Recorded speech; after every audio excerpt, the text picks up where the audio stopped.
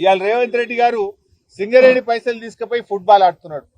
నీ అయ్య సొత్తాన్ని తీసుకుపోయినావా?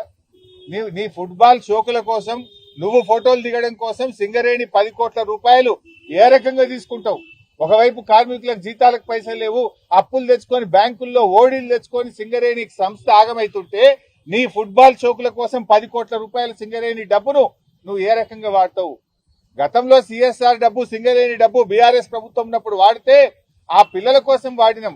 సింగరేణి పిల్లలకు ఒక మెడికల్ కాలేజీ పెట్టడానికి వాడినాం, లేదా ఒక స్కూళ్లు కట్టడానికో కాలేజీలు కట్టడానికో మంచినీళ్ళు ఇవ్వడానికో వాడినాం.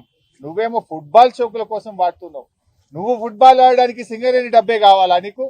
సింగరేణి కార్మికుల కడుపు కొట్టాలన్నా నువ్వు? ఏ రకంగా నీకు మనసు వచ్చింది సింగరేణి డబ్బులు తీసుకోవడానికి అని నేను అడుగుతా ఉన్నా. ఇది దుర్మార్గమైన ప్రభుత్వం. నువ్వు ఫుట్బాల్ ఆడడానికి రాష్ట్ర ప్రభుత్వంలోనే 5 కోట్ల తీసుకుపోయి స్టేడియం కట్టుకుంటావు, సింగరేణి 10 కోట్లు తెచ్చి ఆ మెస్సీతో మ్యాచ్ ఆడుతా అంటావు. ఎవరయ్యే సొత్తని సింగరేణి పైసలు డైవర్ట్ చేస్తా ఉన్నావు? ఏ సింగరేణిలో జీతాలు ఇద్దామంటే పైసలే ఓడి తెచ్చుకునే పరిస్థితి ఉన్నది. నువ్వు 10 కోట్లు తెచ్చి ఫుట్బాల్ ఆడతావా? ఇదేనా ప్రజాప్రభుత్వం?